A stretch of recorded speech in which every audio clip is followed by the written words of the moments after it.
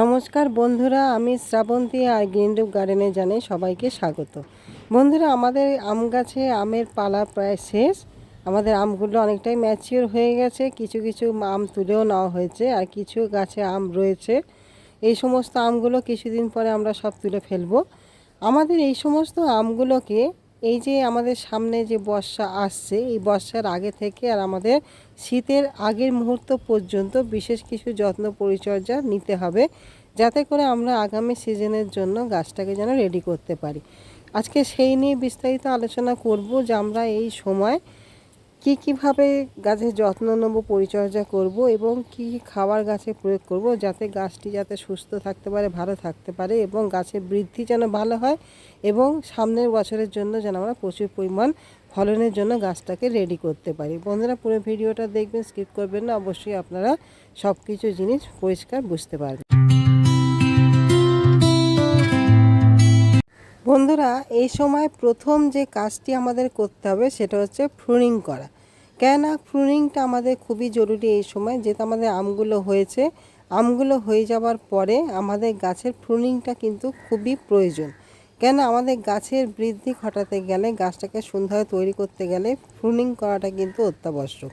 এখানে বন্ধুরা আমি প্রুনিং প্রায় অনেকগুলোই করে ফেলেছি। এখানে দেখতে পাচ্ছেন যে আমাদের এই যে মাথাগুলো আমরা কিন্তু এইভাবে, এর আগের একটা ভিডিও করেছিলাম, সেই ভিডিওতে প্রুনিংয়ের ব্যাপারে বলেছি, দেখিয়েছি। আপনারা চাইলে এর আগের ভিডিওটা আমি ভিডিওর শেষে লিঙ্ক দিয়ে দেবো, আপনারা সেখান থেকে দেখে নিতে পারেন। এইভাবে কিন্তু আমাদের এখনই কিন্তু প্রুনিংগুলো করে ফেলতে হবে। যে সমস্ত আমগুলো আমরা তুলে ফেলেছি সেই সমস্ত গাছে আমাদের প্রুনিং করাটা প্রথমেই কিন্তু সেরে ফেলতে হবে। প্রুনিং হয়ে যাওয়ার পরে প্রথমেই যে জিনিসটা আমাদের করতে হবে, একটা ভালো মানের ফাঙ্গিসাইড আমাদের গাছে ভালো করে স্প্রে করে দেওয়া। আর যে সমস্ত ডালগুলো আমরা কেটেছি সেখানে ফাঙ্গিসাইডের একটা মোটা প্রলেপ দিয়ে দেওয়া, যাতে করে কোনো রকম ফাঙ্গাসের আক্রমণ যেন না ঘটে। আপনারা যারা ফাঙ্গিসাইড স্প্রে করে দিয়েছেন তারপরে ডালটা কাটিং করেছেন, তারা ভালো করে মোটা প্রলেপ সেই সমস্ত কাটা স্থানে লাগিয়ে দেবেন, উপর থেকে ভালো করে ফাঙ্গিসাইড স্প্রে করে দেবেন, যাতে আমাদের গাছে ফাঙ্গাসের আক্রমণ না ঘটে। আর আমাদের সামনে যেহেতু বর্ষা আসছে, এই বর্ষা থেকে শুরু করে আর শীতের আগের মুহূর্ত পর্যন্ত আমাদের বিশেষ দুটো ফাঙ্গিসাইড, যেটা কিন্তু খুবই কার্যকারী আমাদের, কারণ আমাদের বর্ষাকালে প্রচুর পরিমাণে আম গাছে কিন্তু ফাঙ্গাসের আক্রমণ লক্ষ্য করা যায়। আর এই সবথেকে বড় যে জিনিসটা আমরা লক্ষ্য করতে পারি সেটা হচ্ছে কি অ্যানথ্রাকনোজ। এই অ্যানথ্রাকনোজ কিন্তু প্রচুর পরিমাণে আক্রমণ ঘটায় আমাদের গাছগুলোতে, যার জন্য আমরা কিন্তু একটা হচ্ছে ব্লাইটক্স আর একটা হচ্ছে স্প্রিন্ট, এই দুটো জিনিস আমরা কিন্তু অল্টারনেটিভ করে গাছে ব্যবহার করব। স্প্রিন্ট হচ্ছে কার্বনডাজেম ও ম্যাঙ্গোজে গ্রুপের ফাঙ্গিসাইড, যা খুব ভালো কাজ করে আমাদের। আর ব্লাইটক্স হচ্ছে কপার অক্সিক্লোরাইড গ্রুপের ভালো ফাঙ্গিসাইড, যা আমাদের ব্যাকটেরিয়া হতে গাছে দেয় না, ফাঙ্গাসের আক্রমণ হতে গাছকে রক্ষা করে। যা আমাদের বর্ষাকালে আমরা দুটো ফাঙ্গিসাইড অল্টারনেটিভ করে যদি ব্যবহার করতে পারি, তাহলে আমাদের গাছে যে সমস্ত ফাঙ্গাস আক্রমণ ঘটে থাকে সেগুলো কিন্তু দূরে থাকবে। আর যদি অ্যানথ্রাকনোসের আক্রমণ গাছে ঘটে থাকে, তবে এই দুটো ফাঙ্গিসাইড দিলে আমরা সেইভাবে কিন্তু রিলিভ করতে পারবো না।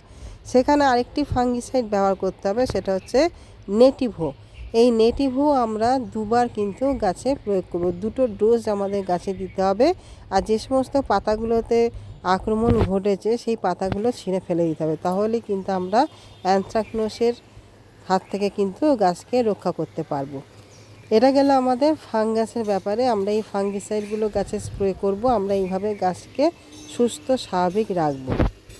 এরপরে আসি সেটা হচ্ছে পেস্টিসাইডের ব্যাপারে। যখন আমাদের গাছে নতুন পাতা বেরোয় তখন কিন্তু আমাদের গাছে পোকামাকড়ের আক্রমণ ঘটে, যেখানে কচি পাতা কেটে ফেলা সমস্যা, পাতা কুঁকড়ে যাওয়ার সমস্যা, এগুলো কিন্তু আমরা লক্ষ্য করি। সেই জন্য এই সময় আমাদের একটা ভালো কীটনাশক গাছে কিন্তু প্রয়োগ করতে হবে। যেখানে আমাদের ভালো কীটনাশক হচ্ছে কনফিডার, যেটা আমাদের মাকড় সংক্রান্ত রিলিভ করবে। আর দ্বিতীয়ত হচ্ছে যে সাইফারমেথ্রিন গ্রুপের প্রফেক্ট সুপার। এই দুটো কীটনাশক খুব ভালো কাজ দেয় আমাদের আম গাছের ক্ষেত্রে। এই কীটনাশক আপনারা যখন নতুন পাতা আসবে, আমাদের যখন নতুন পাতা বেরোনো শুরু করে, সেই সময় থেকে আপনারা 2বার কি 3বার 3টে ডোজ আপনারা গাছে প্রয়োগ করবেন 15 দিন অন্তর। তাহলে আমাদের ফাঙ্গিসাইড এবং কীটনাশক এই দুটো ব্যাপারে আপনারা পরিষ্কার হতে পেরেছেন যে আমাদের গাছকে ভালো রাখতে গেলে আমাদের ফাঙ্গাস মুক্ত রাখতে হবে এবং কীটপতঙ্গের হাত থেকে গাছকে রক্ষা রাখতে হবে। এরপরে যেটা আসি সেটা হচ্ছে কি না আমাদের খাবার প্রয়োগের ব্যাপারে। কেন এই সময় আমরা গাছে কিন্তু অবশ্যই খাবার গাছে প্রয়োগ করব। তার আগে বন্ধু একটা জিনিস বলি যে আমাদের আম গাছ কিন্তু অতিরিক্ত পরিমাণ খাবার পছন্দ করে না, ভালোবাসে না। সেই জন্য আমরা খাবার যে অতিরিক্ত পরিমাণ দেবো, অনেক কিছু উপাদান দেবো তা কিন্তু না। আমাদের সামান্য গাছে বৃদ্ধি করার জন্য যেইটুকানি দরকার সেইটুকানি আমাদের খাবার গাছে প্রয়োগ করতে হবে। বন্ধুরা দেখতে পাচ্ছেন যে আমি যেটা নিচ্ছি সেটা হচ্ছে সাদা পটাশ অর্থাৎ সালফেট অফ পটাশ। এই সালফেট অফ পটাশ আমরা গাছের গোড়ায় কিন্তু দেবো। আপনাদের যেরকম টব সেই হিসাবে আপনারা দেবেন, অতিরিক্ত পরিমাণ দেবেন না। যেহেতু রাসায়নিক সার আমরা অল্প পরিমাণে এরকম, ধরুন আমার এই যে ফলের ক্যারেট, এই ফলের ক্যারেটে আমি 2 চামচ পরিমাণ দিয়েছি। আপনারা যেরকম আপনাদের টবের সাইজ সেই অনুপাতে কিন্তু আপনারা সালফেট অফ পটাশ দেবেন। যেহেতু আমাদের এটা হচ্ছে পটাশিয়াম, আর পটাশিয়াম আম গাছ কিন্তু প্রচুর পরিমাণে ভালোবাসে। আর পটাশিয়াম আমাদের গাছকে যেরকম শক্তিশালী শক্ত সমর্থ তৈরি করবে, পাশাপাশি রোগ প্রতিরোধ ক্ষমতাকে বৃদ্ধি করবে এবং গাছটাকে বেড়ে উঠতে সহায়তা করবে। যে সমস্ত নতুন নতুন ডাল কিন্তু বেরোবে সে সমস্ত ডালকে পরিপক্ক করে তুলবে। তার সঙ্গে যেটা আমাদের নিতে হবে সেটা হচ্ছে কি না গোবর সার কিংবা কেঁচো সার। এখানে গোবর সার বা কেঁচো সার আমরা একটু বেশি পরিমাণে দেবো, যেহেতু আমাদের এখন বৃদ্ধির টাইম। এই সময় আমাদের একটু বেশি পরিমাণ কিন্তু নাইট্রোজেন সার কিন্তু প্রয়োজন। এখানে আপনারা আমি যেরকম এরকম ফলের ক্যারেট, এই ক্যারেটে আমি 500 পরিমাণে আপনাদের দেখাচ্ছি। আপনারা আপনাদের টব হিসাবে আপনারা সেই পরিমাণটা দিয়ে দেবেন। আমরা অতিরিক্ত খাবার দেবো না, আমরা এই সামান্য এইটুকানি কিন্তু খাবার দেবো। কেন আম গাছ প্রচুর পরিমাণে খাবার পছন্দ করে না। আমরা অতিরিক্ত খাবার দিলে গাছের পাতা পুড়ে যাওয়ার সমস্যা, নানা রকম সমস্যা কিন্তু দেখা দেয়। সেই জন্য আমরা অতিরিক্ত খাবার কিন্তু দেবো না। আমরা শুধুমাত্র এই দুটো জিনিস কিন্তু গাছের গোড়ায় প্রয়োগ করব। আমাদের এই নাইট্রোজেন খাবারটা গাছের বৃদ্ধি ঘটাবে, সার্বিক বৃদ্ধিতে যেন সহায়তা করবে। আর পটাশিয়াম যেহেতু আমাদের গাছে পাতা পুড়ে যাওয়ার যে সমস্যা থাকে, পটাশের অভাবে সাধারণত হয়, সেটা যেরকম হতে দেবে না, গাছকে শক্তিশালী করে তুলবে এবং গাছের বৃদ্ধিতে সহায়তা করবে এবং যে সমস্ত নতুন নতুন ডালগুলো বেরোবে সেগুলো শক্তপোক্ত হবে। সেই জন্য আমরা শুধুমাত্র এইটুখানি খাবার কিন্তু গাছে এই জুন মাসে প্রয়োগ করব। এই খাবারটি প্রয়োগের সাথে সাথে আমাদের একটি ভালো মানের মাইক্রোনিউট্রিয়েন্ট গাছে কিন্তু ব্যবহার করতে হবে, যাতে কোনো রকম মাইক্রোনিউট্রিয়েন্ট অর্থাৎ অনুখাদ্যের কোনো রকম অভাব যেন আমাদের গাছে না থাকে। এখানে আপনারা জিঙ্ক এবং বোরন, যেখানে আপনাদের বেশি পরিমাণে যে সমস্ত মাইক্রোনিউট্রিয়েন্টে রয়েছে, যেরকম আমাদের অ্যাগ্রোমিন গোল্ড, তা বায়োভিটা এক্স, মোবিন, সাগরিকা, এই সমস্ত অনুখাদ্য মাসে আমাদের 2 বার গাছে প্রয়োগ করতে হবে। 15 দিন অন্তর 2 বার গাছে প্রয়োগ করবেন এবং জলটাকে পাশাপাশি লক্ষ্য রাখবেন যেন গাছের গোড়াটা সবসময় যেন ময়েশ্চার থাকে। কেন আমাদের বৃদ্ধির ক্ষেত্রে গাছের গোড়া কিন্তু ময়েশ্চার মেনটেন করে চলতে হবে। গাছের গোড়া শুকালে আমাদের গাছের বৃদ্ধি কিন্তু থমকে যাবে।